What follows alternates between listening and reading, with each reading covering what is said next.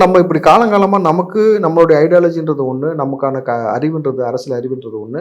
நம்ம திமுகவோட அடிமைப்படுவதை விட பேசாமல் வழியில் வந்துட்டு விஜயோட ஏன் போகக்கூடாதுன்னு ஒரு யோசிச்சார்னா அது ஒரு பெரிய ஒரு மாற்றத்தை ஏற்படுத்தும். இன்றைக்கி நல்லா யோசிச்சு பாருங்கள், ரங்கசாமி இந்த முடிவு எடுத்துருக்கார் பாண்டிச்சேரியில். இம்முறை பார்த்தீங்கன்னா 2026 பிஜேபி கூட கூட்டணி போக மாட்டார் அவர். விஜயோட அலையன்ஸ் வைக்கிறதுக்கு பேச்சுவார்த்தை நடத்திட்டாங்க.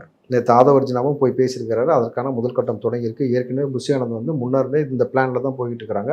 அதனால தான் ஒரே மேடையில் வந்து புஷியானந்தை வந்து ரங்கசாமி புகழ்ந்து பேசினதெல்லாம் நீங்கள் பார்த்துருப்பீங்க. ஸோ இந்த கேல்குலேட் வேல்முருகனும் அடுத்து இவரை நோக்கி வந்துட்டேன்னா இந்த சிபிஎம் இவங்க மட்டும்தான் அந்த பக்கம் இருக்கணும். ஆனால் காங்கிரஸை வழிக்கு கொண்டு வருவதற்கான ஒரு முனைப்பை எடுத்துக்கொண்டிருக்கிறான்றது அண்மை தகவல். என்னன்னாக்கா சீமானுக்கும் விஜய்க்கும் எங்க முரண் ஏற்பட்டுச்சுன்னு உங்களுக்கு தெரியுமா? 2 பேரும் இணக்கமாக கூட்டணி வைக்க போறாங்கன்னு ஆரம்பத்தில் பேசிட்டு இருந்தாங்க. ஞாபகம் இருக்கா உங்களுக்கு?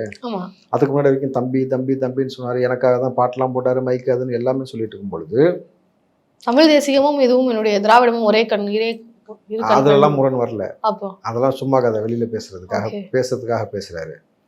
ராகுலிடம் பேசி காங்கிரஸ் இந்த கூட்டணிக்குள் கொண்டு வரலாம்னு இருக்கிறேன்னு விஜய் சொன்னதுதான் சீமானுக்கு நேரில் ஏற்படுத்தியது.